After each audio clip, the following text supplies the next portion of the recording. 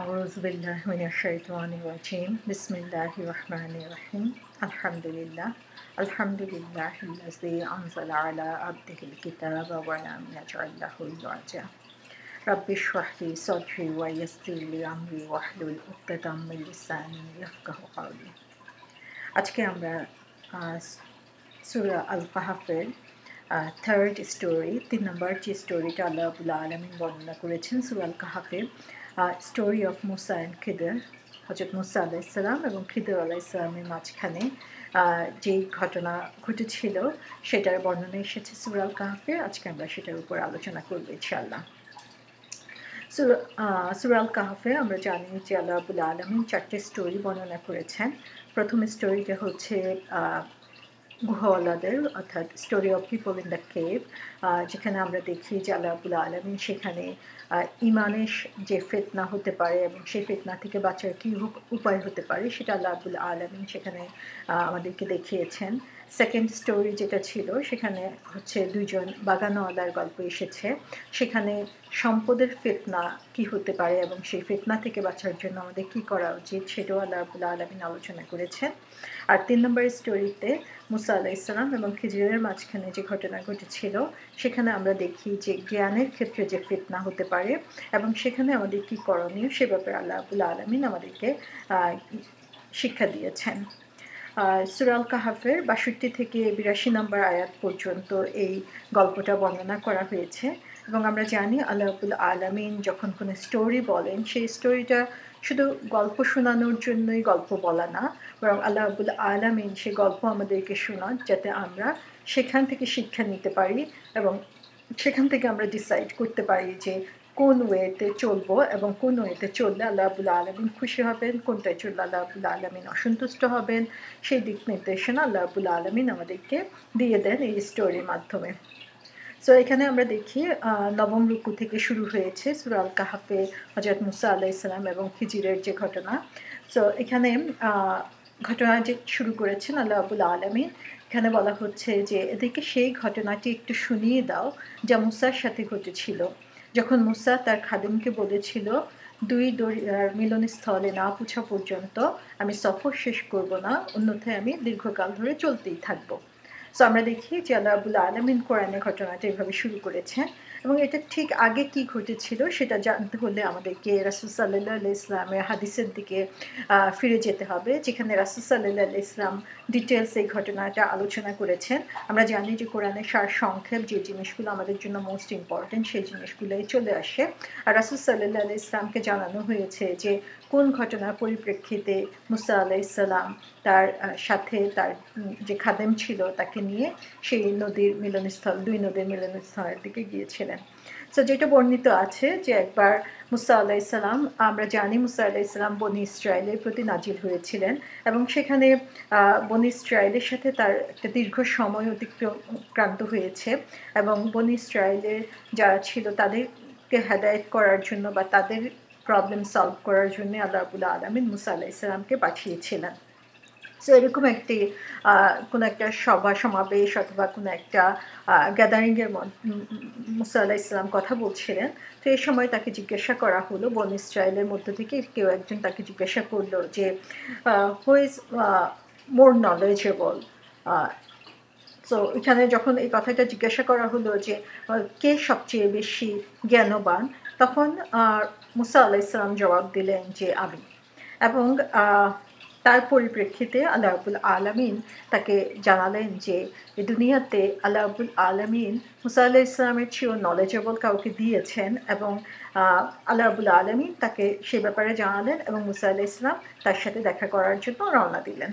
So এখানে আমরা এই জিনিসটার প্রতি যদি একটু নজর দিই তাহলে দেখব যে মুসা আলাইহিস সালাম একজন প্রফেট ছিলেন, অবশ্যই তিনি নলেজেবল ছিলেন এবং আমরা জানি যে যাদেরকে নবী অথবা রাসূল করে পাঠানো হয় তারা হচ্ছে তাদের চরিত্রের দিক থেকে, জ্ঞানের দিক থেকে, সমস্ত দিক থেকে অনেক উন্নত মানের থাকেন এবং মুসা আলাইহিস সালাম তার যে বিরাট একটা ট্রাইব বনি ইসরায়েলের প্রতি নাজিল হয়েছিলেন সেখানে তিনি মোস্ট নলেজেবল ছিলেন বা তার অনেক নলেজ ছিল বা অন্য সাধারণ যারা ছিল তাদের চেয়ে তার নলেজ অনেক বেশি ছিল এই ব্যাপারে আসলে আমাদের কোনোই সন্দেহ নাই।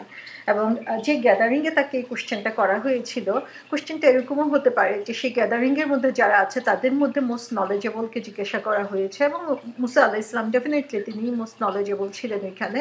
সো তিনি সেখানে উত্তর দিয়েছেন আমি। অথবা আরেকটা কারণ হতে পারে যে আমরা জানি যে বনী ইসরায়েলের লোকেরা যদিও মুসা আলাইহিস সালাম তাদেরকে বিভিন্নভাবে সাহায্য সহযোগিতা করেছিল, কিন্তু বারবার তারা মুসা আলাইহিস সালামকে বিভিন্ন ধরনের কোশ্চেন করে বিতর্কিত একটা অবস্থার মধ্যে বা বিভিন্ন ধরনের কাজ করে বিতর্কিত অবস্থার সৃষ্টি করত।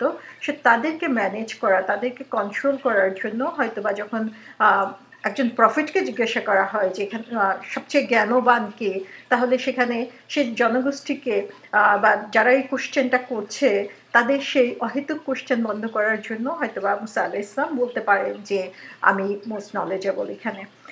আরেকটা হতে পারে যে এটা আল্লাহ রাব্বুল আলামিনের ইচ্ছা, যে আল্লাহ রাব্বুল আলামিন চান যে এভাবে তিনি আমাদেরকে শিক্ষা দিবেন, যে এর মাধ্যমেই মুসা আলাইহিস সালাম খিজির আলাইহিস সালামের সাথে দেখা করবেন এবং এই দেখা করার মাধ্যমে আমাদের জন্য আল্লাহ রাব্বুল আলামিন বেশ কিছু শিক্ষা দিয়ে দিবেন।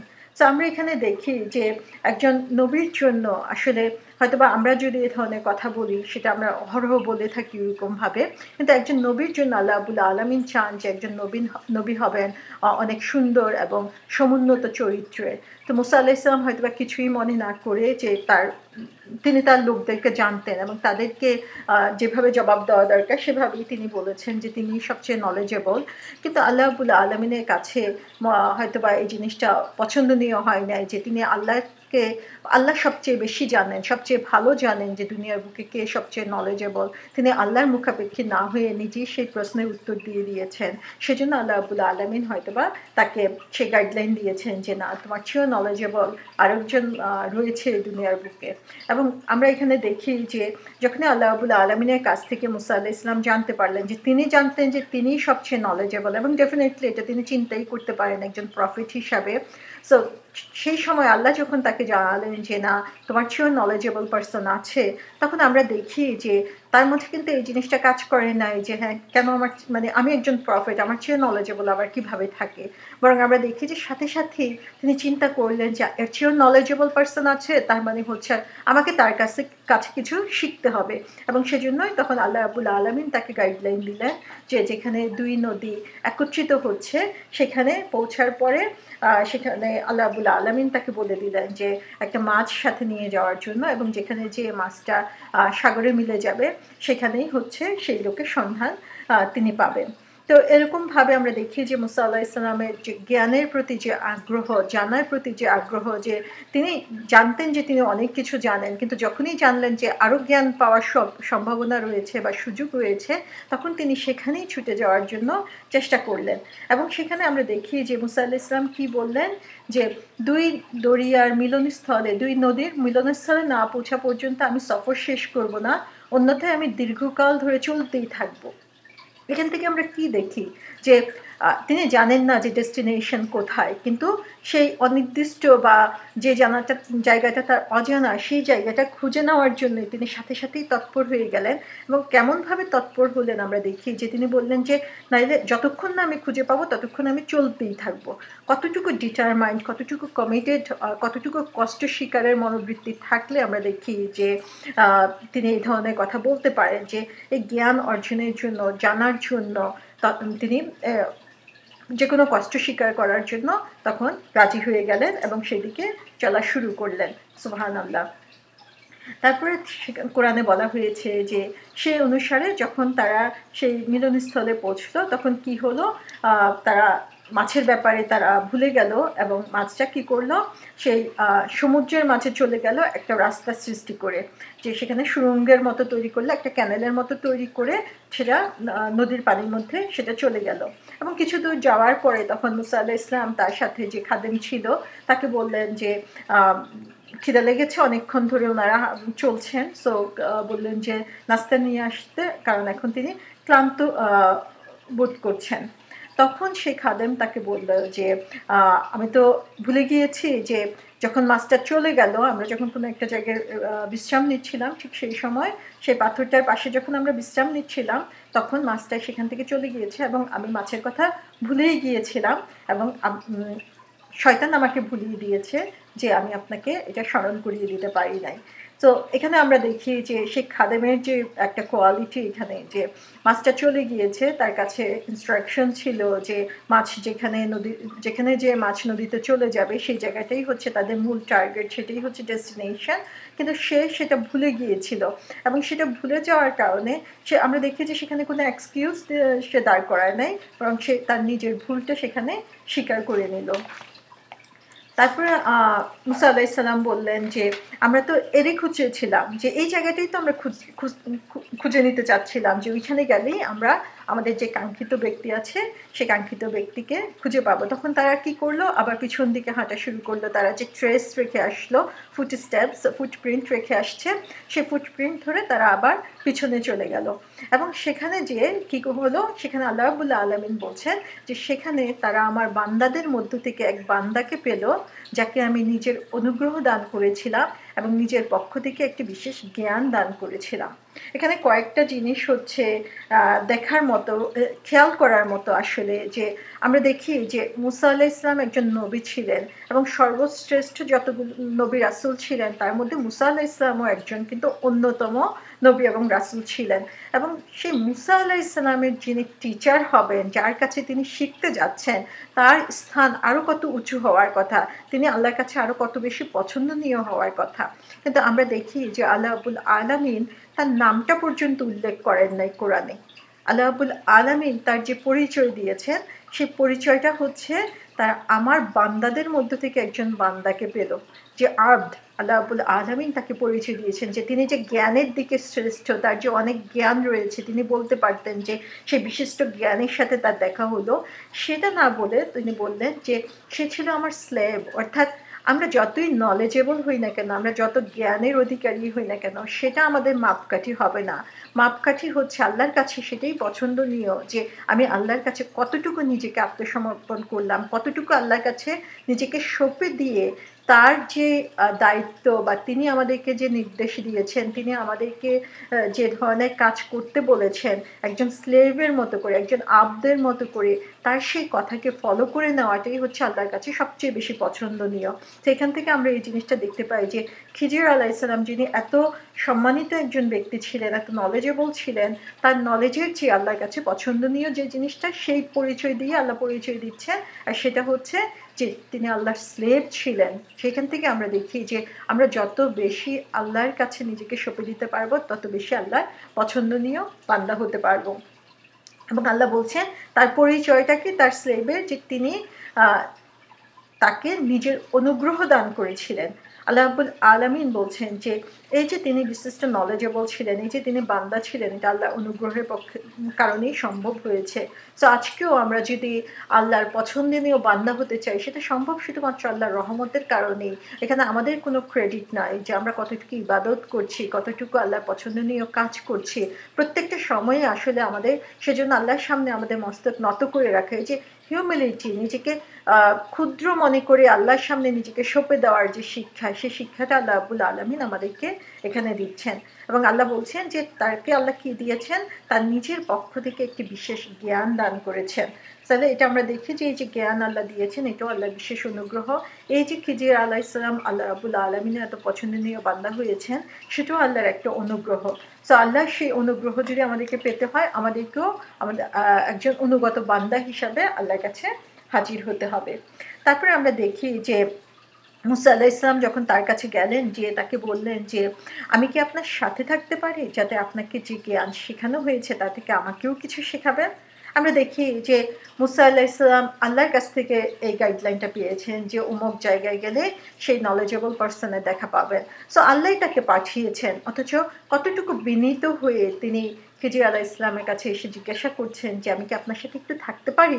এখানে কোনো ঔদ্ধত্য নাই, তার কোনো ধরনের নাই যে আল্লাহই তো আমাকে পাঠিয়েছে, সুতরাং আর তাকে সরাসরি বললেই হয় যে আল্লাহ আমাকে পাঠিয়েছে, আমি আপনার সাথে যাব। সেটা না করে একজন টিচারের যে সম্মান, সেই সম্মানটাই কিন্তু তিনি এখানে দিচ্ছেন, যে তিনি পারমিশন নিচ্ছেন এবং বলছেন যে আল্লাহ আপনাকে যে জ্ঞান দিয়েছেন তা থেকেও আমাকে কিছু শিখাবেন। হাদিসে এসেছে যে এটা কোরআনে অত বিস্তারিত আসে নাই, কিন্তু হাদিসে এসেছে এরকমভাবে যে তখন খিজির আলাইহিসসালাম তাকে বললেন যে আল্লাহ রাব্বুল আলামিন তো আপনাকে বিশেষ জ্ঞান দিয়েছেন, যে তাকে যে ওহির জ্ঞান দিয়েছেন সেটা তো আর খিজির আলাইহিসসালামকে দেওয়া হয় নাই। সো তখন মুসা আলাইহিসসালাম বলেছেন যে তার কাছ থেকে তিনি আল্লাহ তাকে যে স্পেশাল জ্ঞান দিয়েছেন সেখান থেকে তিনি শিখতে চান। তখন খিজির আলাইহিসসালাম তাকে যে রেসপন্স করছেন, কোরআনে যেটা বলা হয়েছে যে সে বলল, আপনি আমার সাথে সবর করতে পারবেন না, আর তাছাড়া যে ব্যাপারের আপনি কিছুই জানেন না সে ব্যাপারে আপনি সবর করবেনই বা কেমন করে।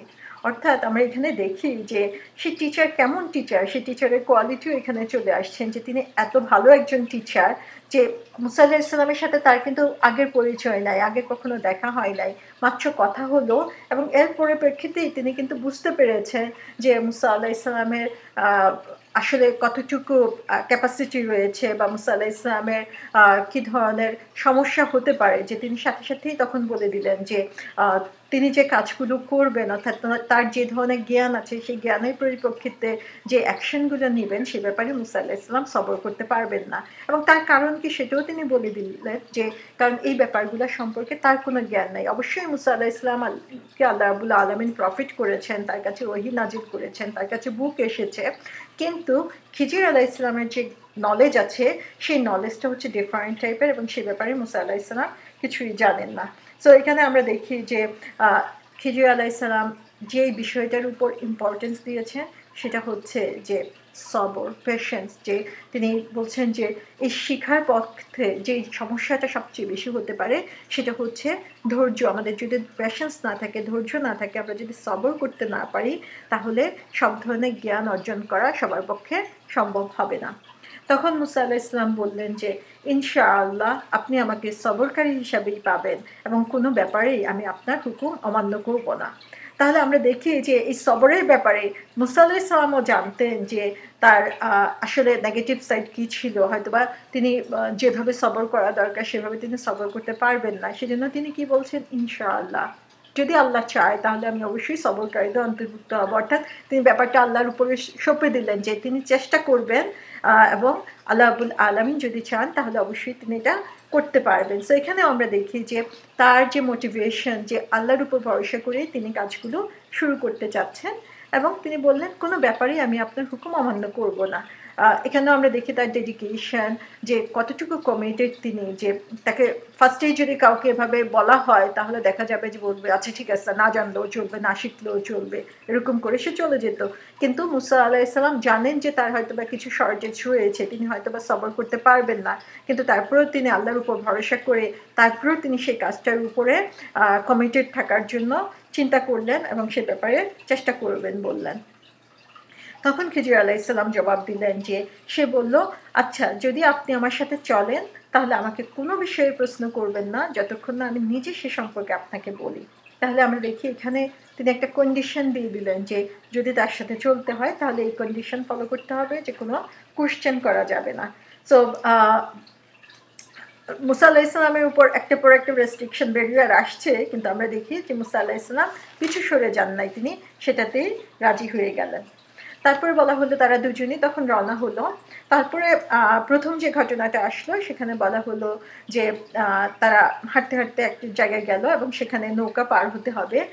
হাদিসের সাথে আমরা যদি কোরআনের এই আয়াতগুলো মিলিয়ে পড়ি তাহলে একটা ডিটেলস আইডিয়া আমরা পাই, যে যখন তারা নৌকা পার হতে যাবে তখন তাদের কাছে টাকা পয়সা ছিল না যেটা দিয়ে তারা নৌকা পার হবে, বা সে মাঝিকে টাকা দিবে। তখন সেই মাঝি দয়া করে তাদেরকে নৌকায় করে নদী পার করে দিল। সো যখন ঠিক নদী পাড়ে চলে আসছে তখন খিজির আলাইহিসসালাম কি করলেন, সে নৌকার মধ্যে একটা ছিদ্র করে দিলেন, বা একটা ফাটল তৈরি করে দিলেন, যে কারণে সেখান থেকে পানি ঢোকা শুরু হলো। তখন মুসা আলাইহিসসালাম সারপ্রাইজড হয়ে গেলেন। আমরা দেখি যে তার রিয়াকশন, যখন তিনি দেখলেন যে নৌকাটা ছিদ্র করে দিল খিজির আলাইহিসসালাম, তখন সেখান থেকে পানি আসা শুরু করলো। তখন সাথে সাথে তার যে রিয়াকশনটা হলো, তিনি বললেন যে এটাই আপনি কি করলেন, যে সে আমাদেরকে দয়া করে নদীটা পার করলো, আমাদের কাছ থেকে কোনো টাকা পয়সা নিল না, তার এরকম একটা ভালো কাজের প্রতিদান কি করলেন, যে আপনার ভালো নৌকাটা আপনি ছিদ্র করে দিলেন, যে আপনি কি সবাইকে ডুবিয়ে মারতে চান সেজন্য এটা করলেন, আপনি বড়ই মারাত্মক কাজ করলেন, খুবই খারাপ কাজ করলেন। এভাবে তিনি সাথে সাথে এটা হচ্ছে তার অটোমেটিক রিয়াকশন, যে কোনো খারাপ কাজ দেখার পরে বা কোনো অন্যায় দেখার পরে আসলে যে কোনো ভালো মানুষের এ ধরনের রিয়াকশন হওয়ার কথা।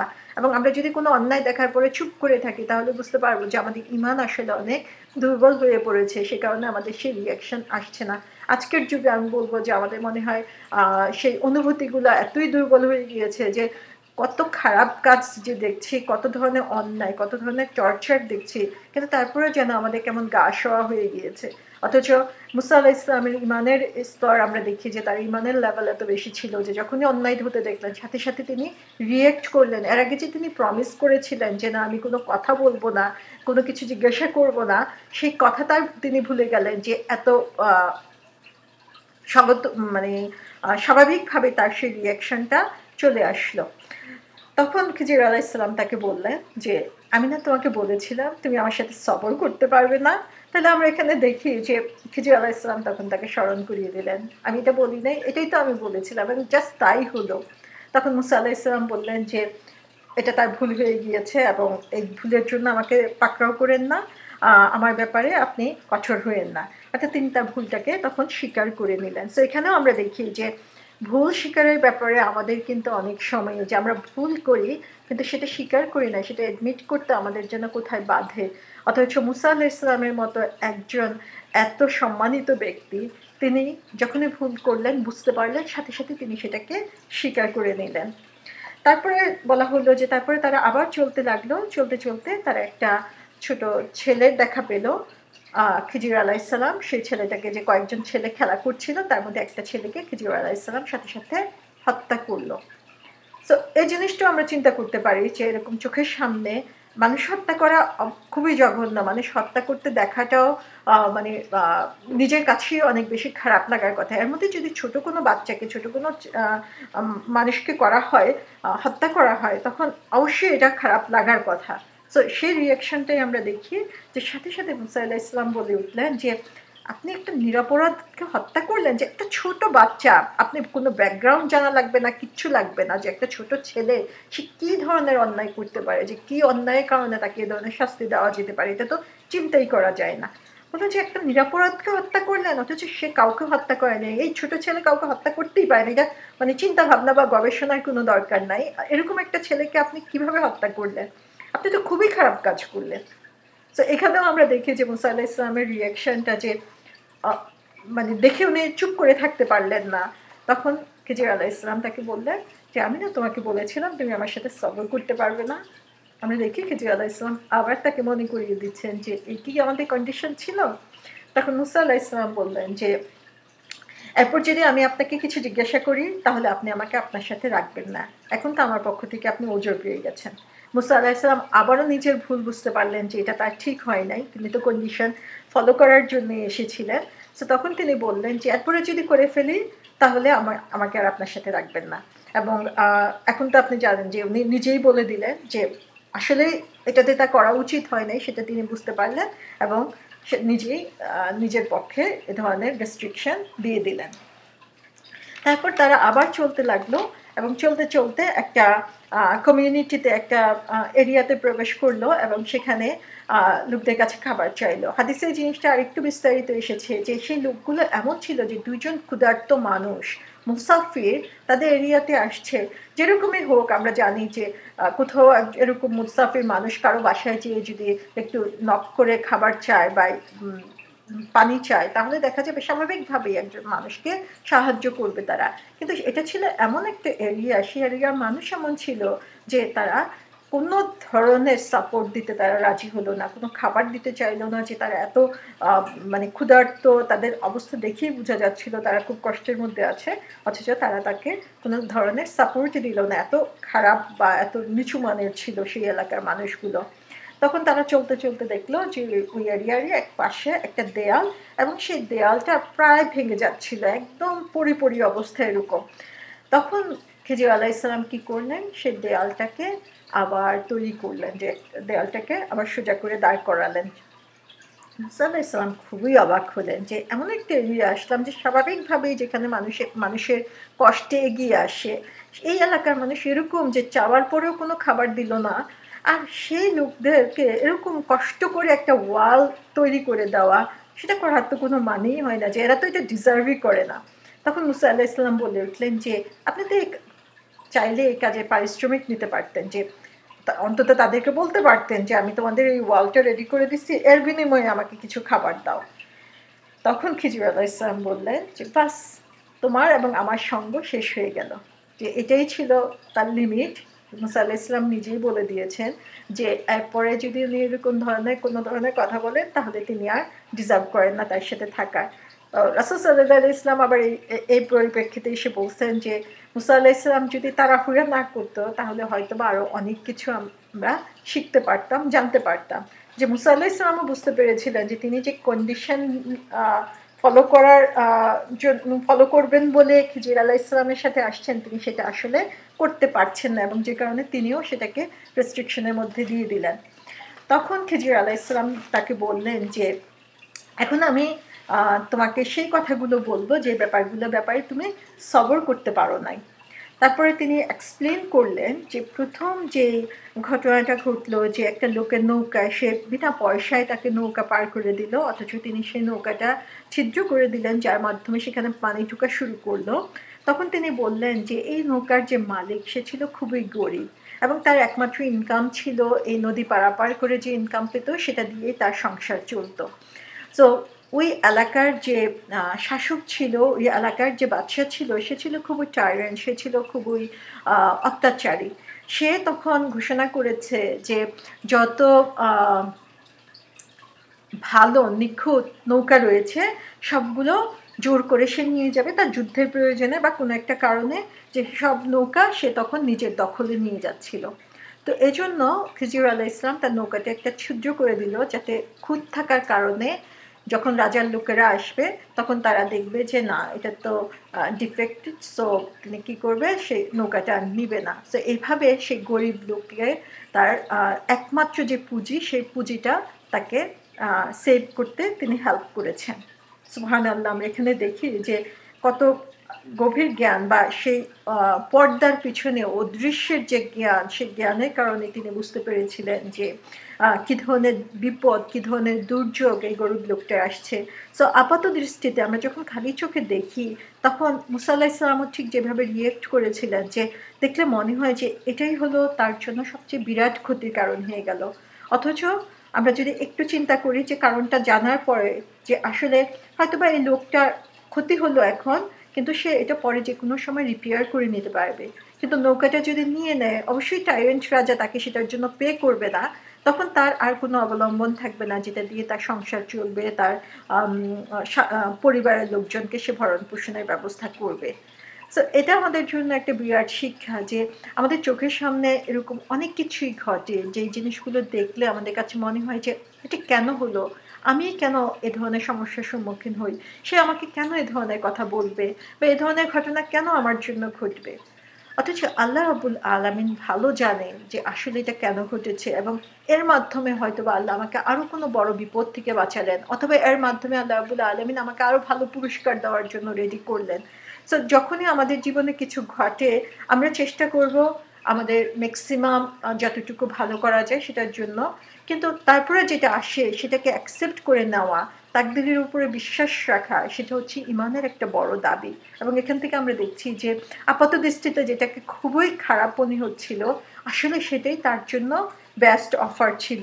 সো কারো অবস্থা দেখে অথবা নিজের অবস্থা দেখে রাশ না করে, জাজমেন্টাল না হয়ে, আমাদেরকে আসলে ওয়েট করা দরকার, বা চিন্তা করা দরকার, অথবা অ্যাকসেপ্ট করে নেওয়া দরকার যে আল্লাহ রাব্বুল আলামিন যা করেছেন সেটা আমাদের ভালোর জন্যই করেছেন। হয়তোবা কোনো এক সময় দেখা যাবে যে আমি একটা চাকরির জন্য খুব চেষ্টা করছি, অথচ চাকরিটা আমার হচ্ছে না। সো তখন আমরা খুব অস্থির হয়ে যাই যে এই চাকরিটা তো আমার হতে পারতো, আমার সব ধরনের কোয়ালিটি আছে, আমি চেষ্টা করেছি, অথচ কেন আমার চাকরিটা হলো না। তখন দেখা যাবে যে হয়তো এই চাকরিটা হলে আমার আরও বেটার যে অপরচুনিটি ছিল সেই অপরচুনিটির জন্য আমি ট্রাই করতাম না। হয়তোবা এই চাকরিটা আমার দিন এবং দুনিয়ার জন্য যদিও ভালো মনে হচ্ছে, আখিরাতের জন্য হয়তোবা ভালো নাও হতে পারে।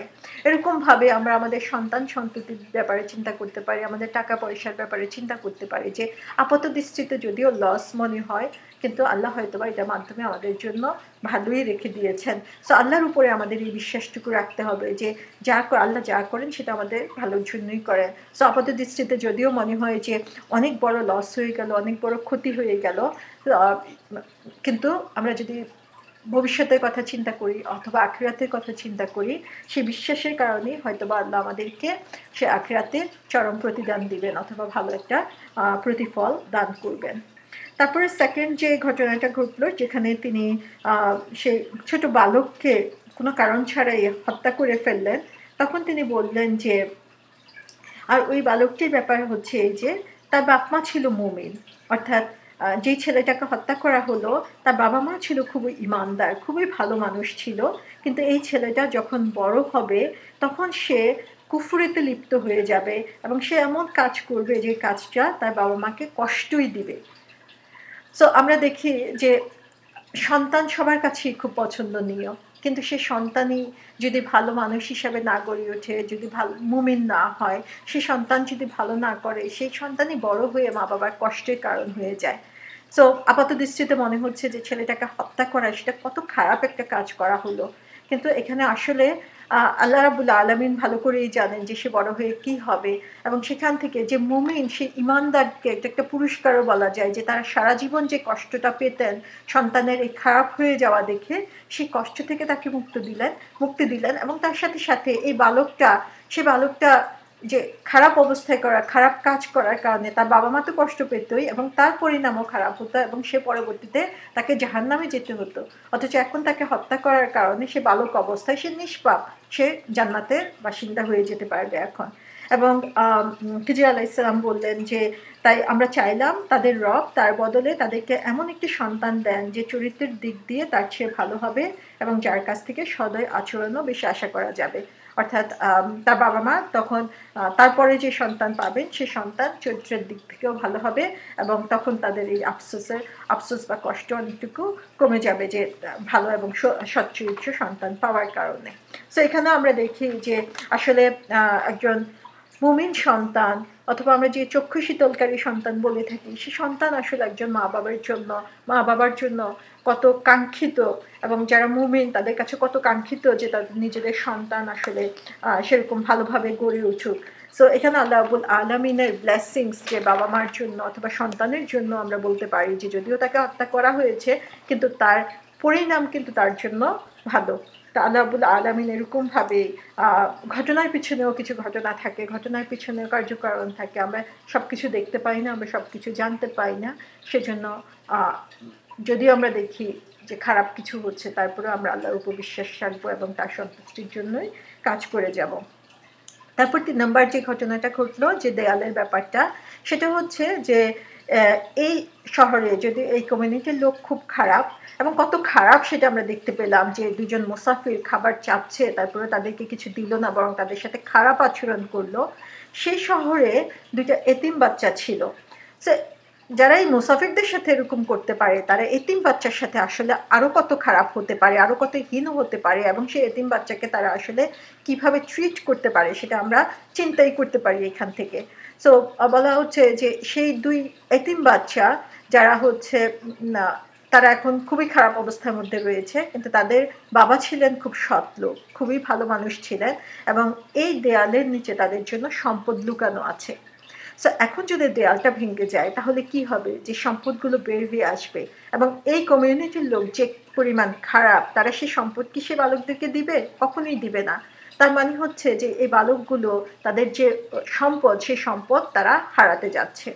সো যখন এই দেয়ালটা গড়ে দেওয়া হলো, দেয়ালটা তুলে দেওয়া হলো, তখন সেই দেয়ালটা তুলে দিয়ে সেই সময়টুকু দেওয়া হলো যে এই বালকগুলো প্রাপ্তবয়স্ক হবে, এবং প্রাপ্তবয়স্ক হয়ে তখন তারা তাদের নিজেদের সম্পদ নিজেরাই বের করে নিতে পারবে, এবং এভাবে এই সম্পদটুকুকে সেই কমিউনিটির যে খারাপ লোকগুলো আছে সেখান থেকে সেভ করা হলো, এবং সেটা আসলে পরবর্তীতে এই বালকগুলোর জন্য ভালোর কারণ হবে।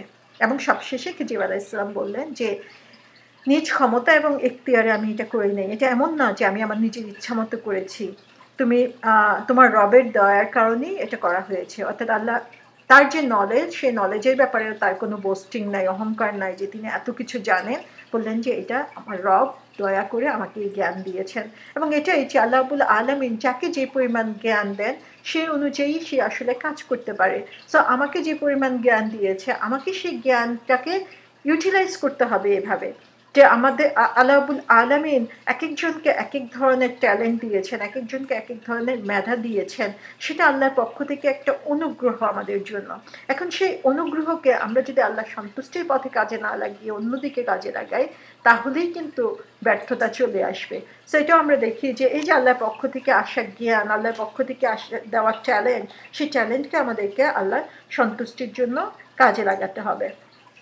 তাহলে এই পুরো ঘটনাটার মধ্যে আমরা দেখি যে মুসা আলাইহিস সালাম খিজির আলাইহিস সালামের কাছে আসার পরে যে ৩টা ঘটনা দেখলেন, এই ৩টা ঘটনার পিছনেই অনেক বিরাট বিরাট শিক্ষা আমাদের জন্য রয়েছে। এবং সবচেয়ে বড় যে শিক্ষা সেটা হচ্ছে গায়েবের উপরে বিশ্বাস, বিলিভ ইন আনসিন, যে যে জিনিসটা আমরা দেখতে পাই না কিন্তু তারপরেও কার্যকারণ হচ্ছে, তারপরেও ঘটে যাচ্ছে, আমাদেরকে বিশ্বাস করতে হবে যে আল্লাহ ইচ্ছাতেই সেগুলো ঘটছে এবং সেটার উপর বিশ্বাস রেখে আমার নেক্সট স্টেপ ঠিক করতে হবে।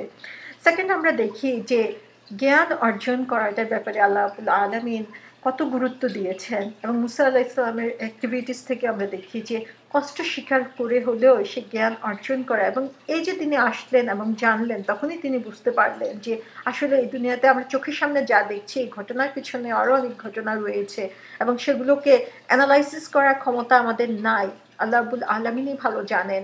সো সেই জ্ঞান জানার জন্য বা আল্লাহর পক্ষ থেকে যে পরিমাণ যে ধরনের জ্ঞানই হোক সেটা পাওয়ার জন্য আমাদেরকে কষ্ট করতে হবে।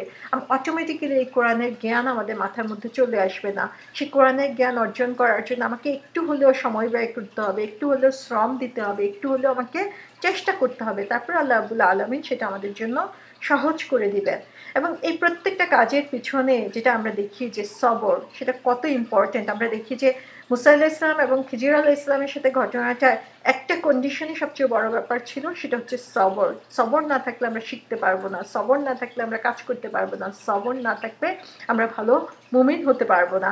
সুতরাং আমাদের সেই প্যাশেন্সের শিক্ষা আমাদেরকে নিতে হবে এবং সেই প্যাশেন্স যদি আমরা কার্যকর রাখতে পারি তাহলেই এই আল্লাহ রাব্বুল আলামিনের দেওয়া যে গাইডলাইন রয়েছে সেই গাইডলাইন আমরা ফলো করতে পারবো। এবং আরেকটা জিনিস আমরা দেখি সেটা হচ্ছে যে ভুল স্বীকার করা এবং সংশোধনের জন্য চেষ্টা করা। এটাও কিন্তু এখান থেকে একটা বড় শিক্ষা যে মুসা আলাইহিস সালাম এবং তার যে খাদেম সে নিজ ভুল স্বীকার করেছিল।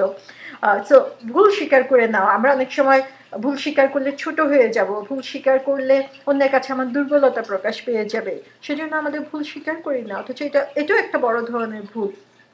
যে জিনিসটা আমরা এখান থেকে শিখলাম যে ভুল স্বীকার করতে পারাটা হচ্ছে অনেক বড় ধরনের, বড় মাপের মানুষজনই সেটা পারে এবং সেটা সংশোধনের চেষ্টা করাও তাদের পক্ষেই সম্ভব।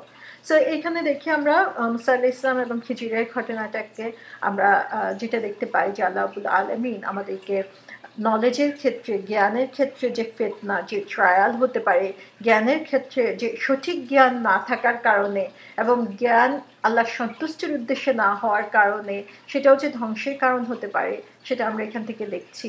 এবং আমরা জানি যে যখন দাজ্জাল আসবে বা দাজ্জালের যে ফিতনা, সে ফিতনার মধ্যে একটা হচ্ছে জ্ঞানের ফিতনা। দাজ্জাল মানুষকে মিসগাইড করার জন্য চেষ্টা করবে, মিস ইনফরমেশন দিবে, ভুল ইনফরমেশন দিয়ে মানুষকে জাহান্নামের দিকে নিয়ে যেতে চাইবে। সো তখন আমরা সেই ফিতনা থেকে বাঁচতে পারবো কিভাবে? শুধুমাত্র এই কোরআনের জ্ঞানের মাধ্যমে।